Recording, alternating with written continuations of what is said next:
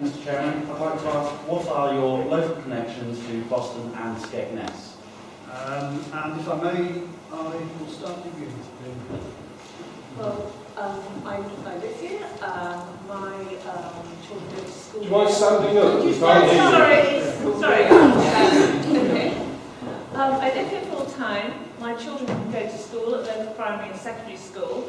My youngest daughter is actually medically statented, and we use frequently the emergency services of Boston Pilgrim, so I am very passionate about everything that you use, you share, and particularly the NHS. Answer your question. Thank you. Question about priorities from Stephanie Dickens.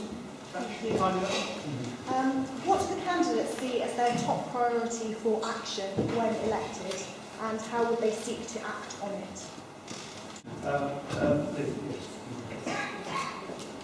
I do obviously have a wide range of priorities. I agree with Matt in as much as I don't believe that Boston is a one-issue place. I've had the privilege, because I have given 7 months up of my time full-time, and I have worked in schools, in a community centre. I feed the homeless every week.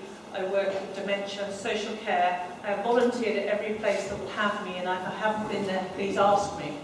I do this because I think, politicians quite justly have had very bad press for not doing the right things, and I'm trying to prove as well that all politicians are not the same. Now, what I do believe is our policies at the Pilgrim Party are very strictly firm but fair on every issue.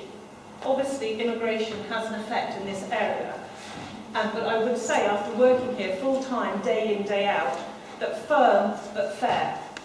Because actually, I'm sorry to respectfully disagree with some of the panel here, which is what you would expect, but I happen to know, and I've spent time talking to the farming community, and I've also done a lot of fact-based research from the Office of National Statistics and the Citizens Advice Bureau, which are both apolitical, so to be relied upon. There are approximately 1,270 people unemployed in the Boston Borough area, and there's between 13 and 15,000 economic migrants filling agricultural packing posts. If we offered every single one of those people a job tomorrow, who would do those remaining approximately 13,000 jobs? And also, I have been into the voluntary organisations. Some of that number are not fit to do those jobs, some for no fault of their own, because they might be injured or unwell or not fit to go out and work in the fields. But if we want to pay pounds and pounds for a cabbage, we've got to look at the whole circle.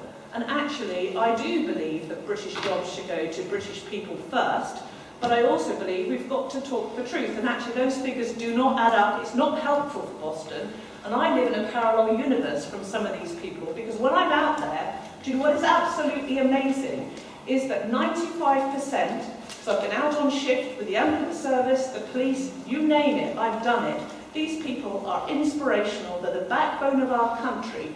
And what's more importantly, 90% of Boston people absolutely believe in Boston. They believe in the business here. They know we need a better NHS. I would differ with the fact that the A&E and maternity is totally ring-fenced, because I went to the Health Watch Lincolnshire meetings with the ULHT, and they set out 3 options, and one of the main options of the consultation period, which people will have an opportunity to discuss, is the fact that what they're actually suggesting is they reclassify. There's a lot of reclassifying going on. I was told by government figures that there are only 4 unemployed, homeless people in Boston. Well, I can tell you, as I go to that place every single week, that I don't ever feed 4 people. And mostly the minimum is 32, so that just isn't right, because it's borne out, and I will take anybody along to see.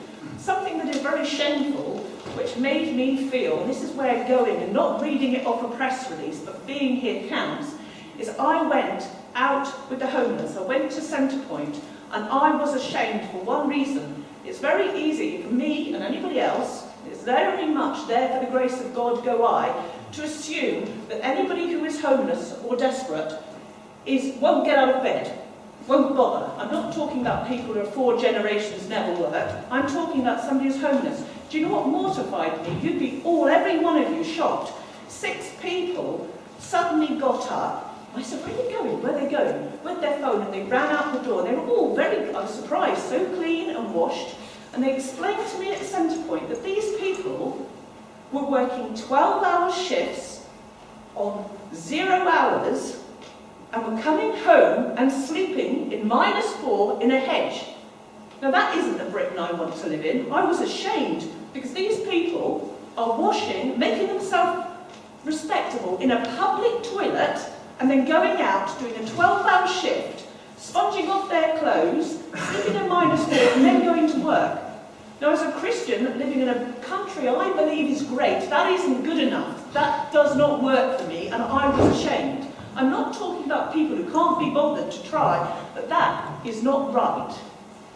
And I saw that for myself and I couldn't believe that. I'm not saying all, but this was a solid proportion of there all the time, and that has got to be stopped. And I have to say, the majority of people here are positive, they work together for a better Boston, they pull things together and they want to see Boston on a more positive footing. Now I've worked nationally, I took a business from nothing with the help of the Prince's Trust, from absolutely nothing to supplying 52 stores. And I can tell you, when a national business choose whether to locate somewhere like Boston, do you know what they do? They pull 10 issues of the local paper and see what's on the front page. Now if you pull 10 issues of the Boston Standard or Target, and I apologise because they have a role to play to report good and bad news, you wouldn't probably find any good news on the front cover. That is not good enough. Boston is great. We have 4 Olympians in Boston 5 weeks ago and it didn't make a column inch. Can you explain that to me? Sorry. Proud of Boston and we need to pull together. Hi. I think the biggest problem facing society today is climate change. And I'm afraid that unless we tackle that, there won't be a society for any of you to govern. So could you tell me what you and your party would do to address the issue of climate change and ensure some sort of positive future for our children and our grandchildren? Thank you.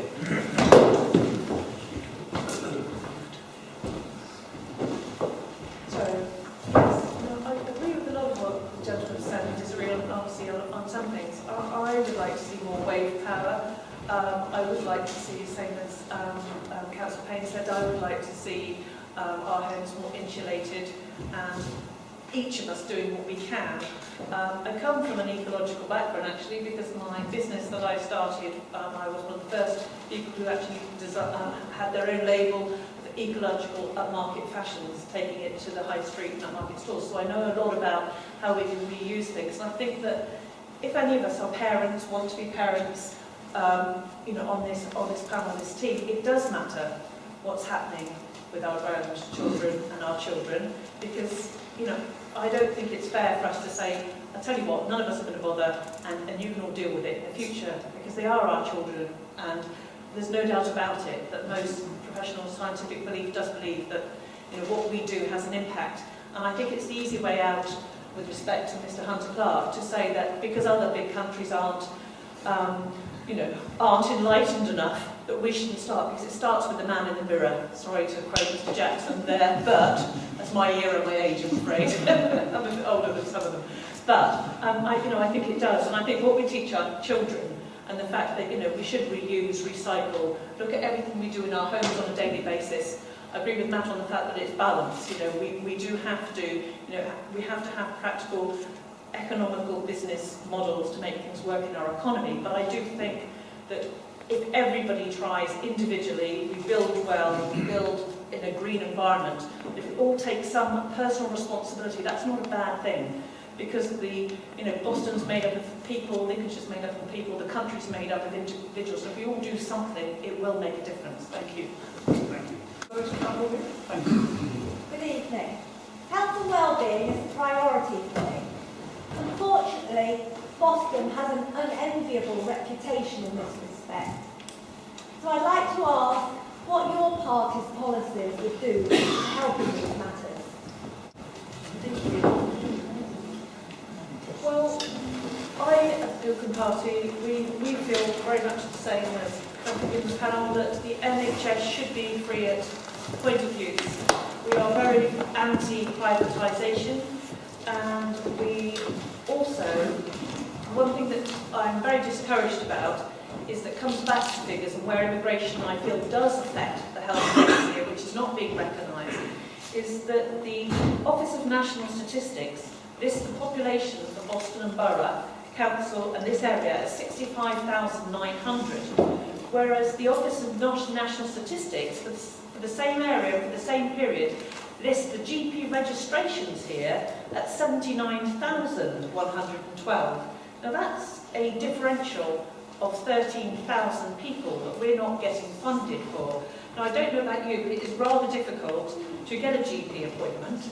And our GPs are doing a great job, but they're overworked. There are not enough of them.